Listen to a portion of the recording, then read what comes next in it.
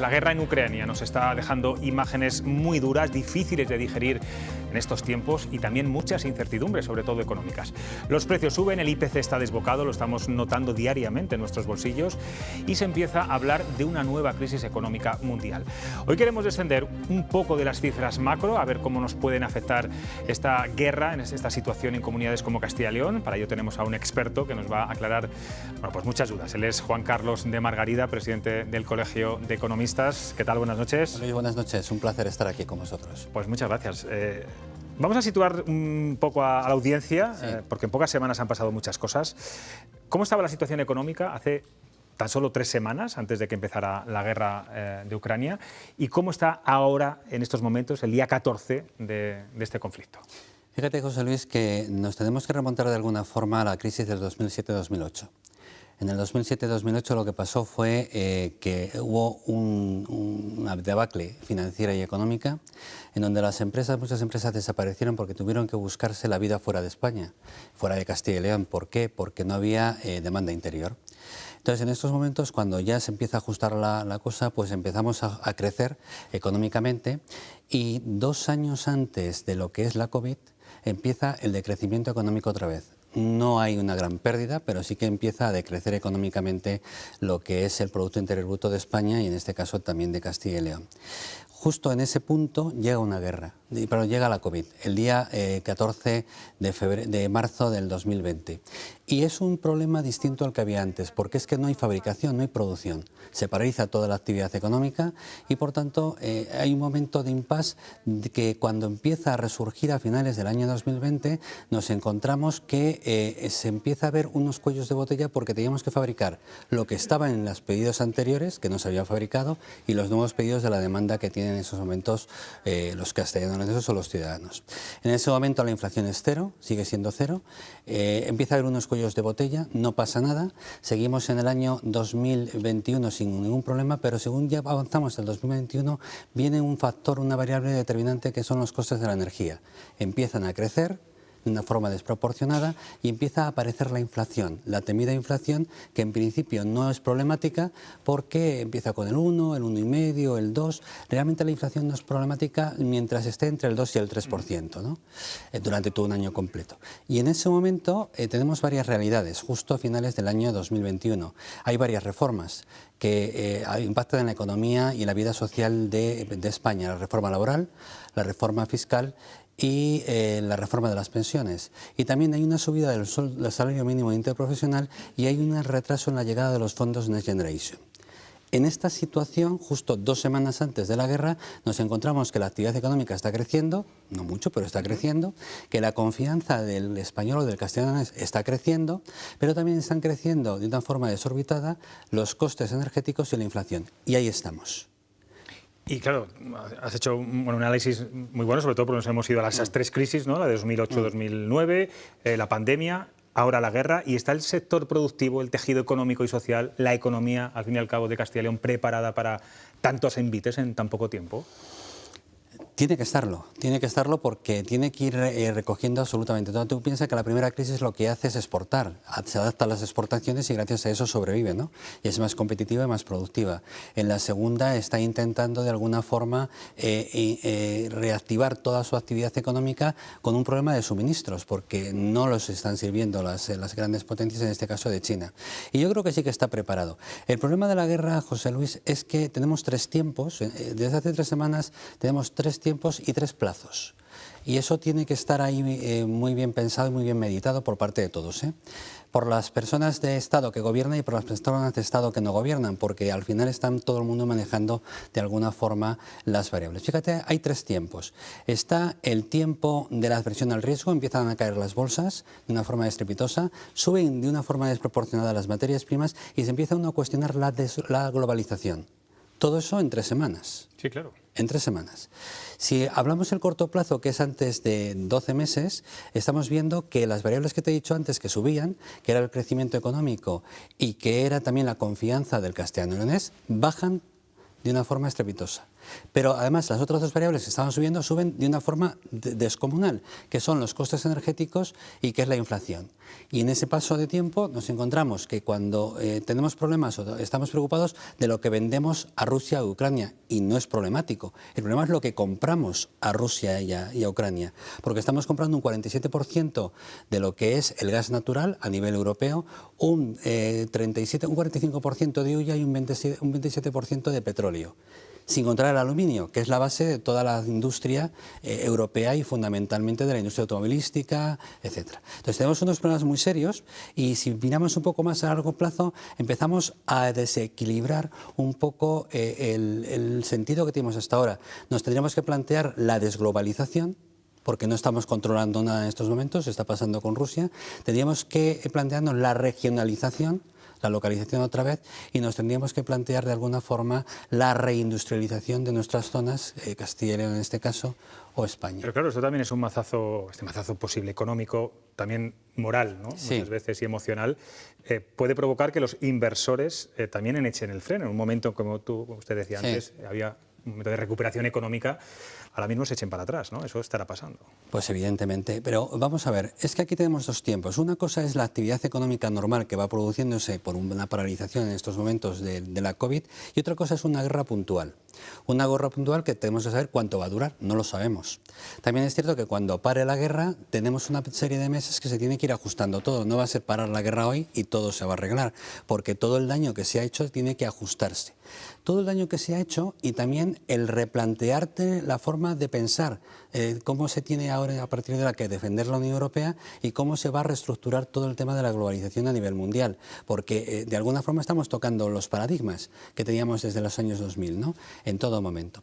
Fíjate que España, en estos momentos, Sánchez acaba de sacar un plan de actuación en donde de alguna forma está intentando que el bono social vaya a junio, que existan unas modificaciones fiscales para bajar el precio de la luz y también el ERTE Red, que desaparecen los ERTEs que ha habido hasta ahora, que ha sido la salvación de los puestos de trabajo, y el ERTE Red lo que hace es la reducción de jornada o bien la paralización del contrato laboral. Todo esto necesita un pacto de Estado.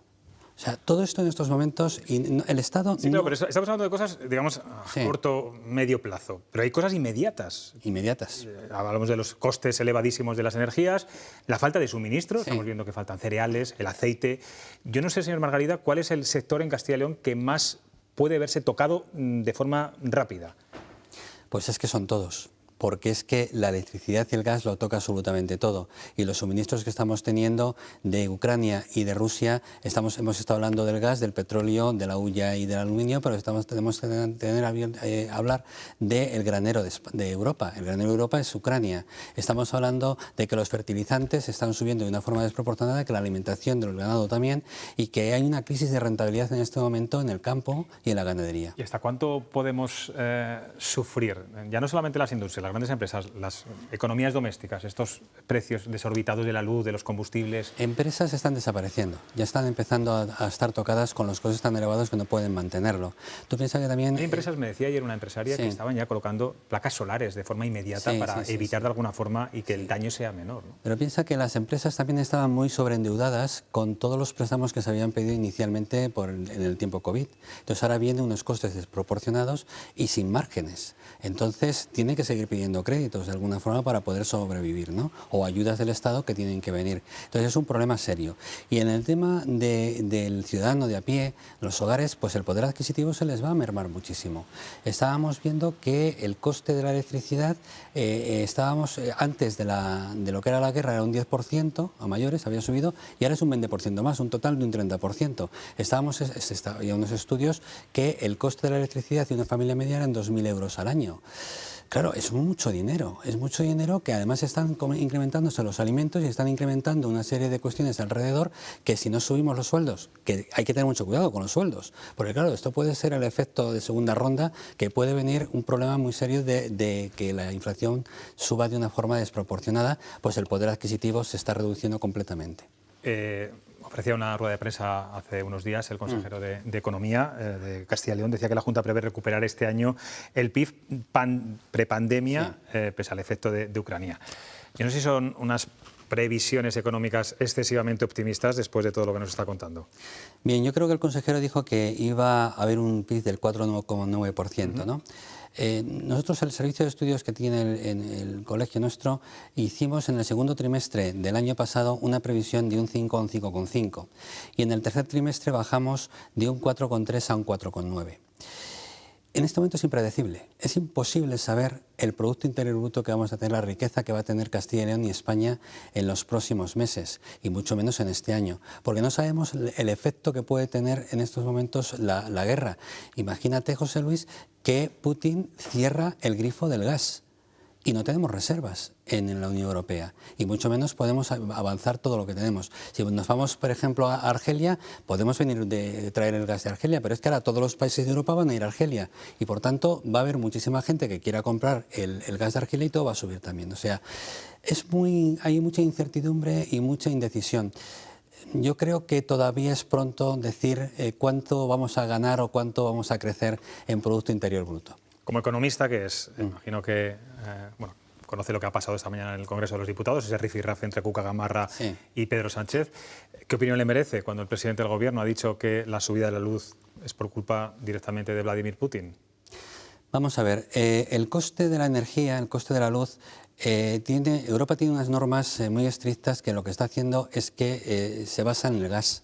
Porque lo primero que está haciendo son las renovables, se tiene que consumir las renovables, después las hidráulicas, después las nucleares y después las centrales combinadas. Y las centrales combinadas se resulten con el gas para poder producir electricidad. Pues son las centrales combinadas las que fijan el precio de todo. Por tanto, estamos haciendo que todo vaya en función del gas. Por eso se está diciendo en este momento, y se van a reunir ahora en Francia, en París, de que el gas se aparte de lo que son las centrales combinadas y que no sea uno de los factores determinantes para determinar el precio. Hablaba usted de los sueldos, quiero que hablemos un poco de las pensiones. Veía una entrevista que publicaba El Español hace unos días a usted, en el que daba un titular, vamos a decir, políticamente incorrecto. Decía textualmente, hay que decirle la verdad a la gente, el sistema de pensiones es insostenible. Entiendo que no le convence la ley del Gobierno para, sobre el fondo público de las pensiones. Bueno, ese titular tiene matizaciones, ¿no? Y se cogió el titular, evidentemente, después de haber razonado una serie de informaciones. Vamos a ver, nosotros tenemos una generación en estos momentos que se está jubilando, que se le ha asignado, se le ha prometido que va a tener una jubilación, ¿no? Y que atendiendo a esas promesas, que es una realidad porque así ha sido en los últimos años, pues ha hecho unos ahorros o ha hecho una serie de cuestiones que se ha complementado. Nosotros tenemos un sistema que cuando nos jubilamos, el 77% de nuestra jubilación es realmente lo que gasta el 77% del sueldo, ¿no? Vale. En el resto de Europa es un 46%, pero son realidades distintas, porque en el resto de Europa hay planes de pensiones de empresa y privados que complementan a la pensión pública, y aquí en España no lo hay y tenemos esa realidad. Lo que sí que es cierto es que lo que había hace 20 años a lo que hay ahora es totalmente distinto, y que la realidad es que tenemos un baby boom, que tenemos que en este momento se van a jubilar, que de aquí a 10 años va a haber 4 millones de personas más jubiladas, que el baby boom realmente son 7,7 personas que tienen entre 49 y 55 años, y que tenemos un problema.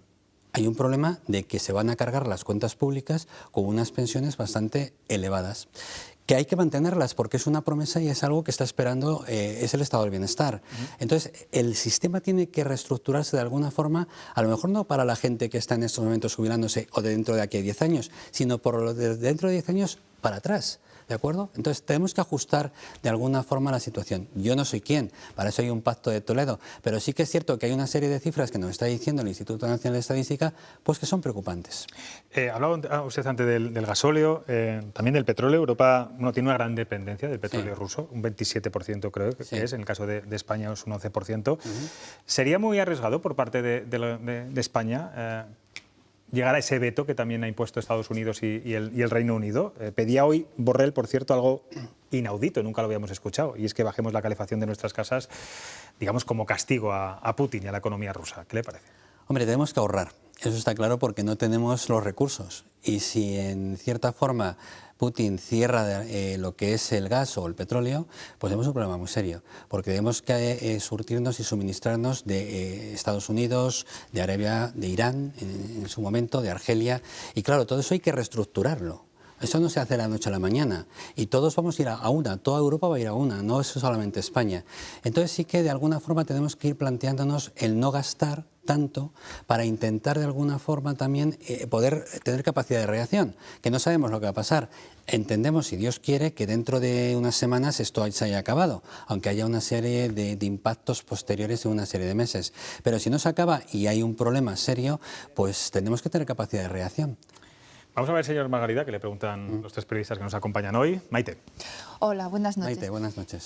Mira, en relación con esta última información que decía del ahorro, de cara a los ciudadanos en esta incertidumbre tanto inmediata como de futuro. Sí. Habla de tenemos que ahorrar, no solo energía, supongo que también hay que ahorrar, hacer un colchón, pero ahora mismo, ¿cuál es la opción? Porque los tipos de interés en cuanto al ahorro están muy bajos, no así en cuanto a préstamos que están empezando a subir, a la vez la bolsa se está desplomando y las inversiones de los particulares, incluso los fondos de pensión privados, también están bajando. ¿Qué opción le queda al ciudadano para poder hacer ese pequeño colchón? Vamos a ver, Maite, aquí hay que tener una realidad. Estamos hablando a un periodo de tiempo muy corto. No sabemos lo que va a pasar de aquí a una semana o 15 días.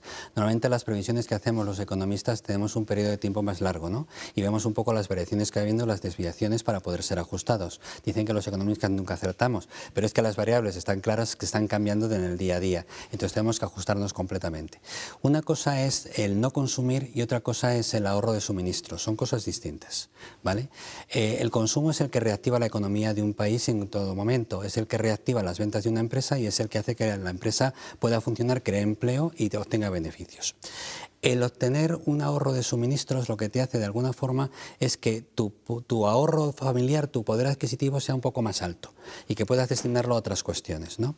Lo que está diciendo ahora mismo Borrell es que debemos de ahorrar en nuestros suministros para tener una capacidad de reacción en Europa en un momento determinado. Es un tema de bien común. No es un tema de bien individual, ¿vale? Y lo que sí que es cierto también es que el consumo tiene que seguir funcionando, por eso tenemos que tener un poder adquisitivo relativo, pero funcionando, porque como se para el consumo de los ciudadanos, se ha parado la actividad económica, por mucho que no tengamos gas o no tengamos otros suministros. Entonces tiene que haber un ten con ten. ¿De acuerdo? Entonces tiene que haber un pequeño ahorro de suministros y seguir dentro de un orden pudiendo gastar o consumir con un bienestar financiero y por lo tanto y una responsabilidad financiera y familiar para poder reactivar la economía. Es un ten con ten también hay que hacerlo en las familias, pero ese es el sistema. Imagino que los economistas, esta guerra y todos los efectos económicos les están rompiendo todos los esquemas, ¿no? Porque es algo que nunca ha pasado y inesperado además también, ¿no? ¿Sabes qué pasa? Que cuando tú tienes unas predicciones y estás viendo, ya teníamos un problema con las predicciones que teníamos porque teníamos unos impases con los rebrotes. Estábamos bajando, subiendo y no sabíamos muy bien lo que estaba pasando porque a un rebrote se paralizaba el consumo. Lo hemos tenido el día 22-23 de diciembre, que hemos tenido unas navidades completamente metidos en casa, ¿no? Pero claro, es que esto es un impacto global. No es un tema local en un momento determinado de que no se consuma mucho, es un impacto global porque está cambiando la forma de suministro de materiales en todo el mundo y de fabricación. No hemos hablado de China. Bueno, claro, China aquí es la fábrica del mundo y es un país que todavía no se ha pronunciado claramente con la guerra, pero está teniendo unos problemas muy serios dentro de sus propias fronteras porque está empezando a tener paro. Y entonces el que China empieza a tener paro significa que no está produciendo lo suficiente y no está vendiendo. Si la globalización hace que no se le compre o que se distribuya mal de una forma errónea o de una forma no tan clara en los suministros, pues puede haber un colapso mundial muy importante. Sobre todo la dependencia que tenemos con China y que hemos tenido con Rusia en ciertos aspectos. David. Sí, muy buenas noches. Me parecía fascinante el relato, la cronología que ha hecho desde antes del momento COVID hasta este momento. Y yo le pediría concretar en el sector primario, en ese sector que para Castilla y León es tan importante, la agricultura y la ganadería, porque ya antes de ese momento del estallido de la pandemia había, y además se vivió en las calles con manifestaciones intensas, importantes, que se vieron truncadas precisamente por las limitaciones de la pandemia, sobre la subida de las materias primas a nivel global que evidentemente afectaban a nuestros agricultores y a nuestros ganaderos. Eso no es nuevo de la guerra o posterior al estallido de la guerra en Ucrania, sino que nuestro modelo productivo ya se estaba viendo seriamente afectada por esas materias primas disparadas. Ahora, cuando ha estallado esa guerra en Ucrania, evidentemente vemos productos como el maíz, como la soja, que proceden de esa zona de Europa y que son fundamentales para mantener nuestra industria agroalimentaria.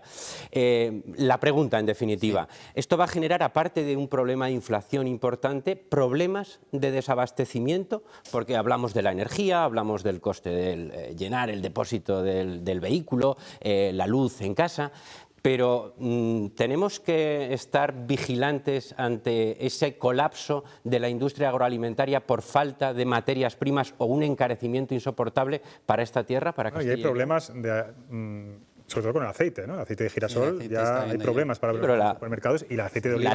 La leche, por ejemplo, la leche se ve afectada en este momento de una forma brutal porque la subida del coste de producción derivado del maíz, que no se puede importar desde Ucrania, es dramático, y Castilla y León es la segunda comunidad que más leche produce de toda España. Yo creo que lo que está viendo ahora es un poco un impacto de miedo, ¿no? En la COVID, cuando nos quedamos en casa hubo con el papel higiénico. Sí. Todo el mundo quiso comprar el papel higiénico porque se iba a quedar sin él. Lo mismo está pasando con el aceite en estos momentos. Yo el otro día iba a un supermercado y no había aceite. Y yo creo que todo el mundo está recogiendo el aceite, pues un poco de pánico, en el sistema de pánico.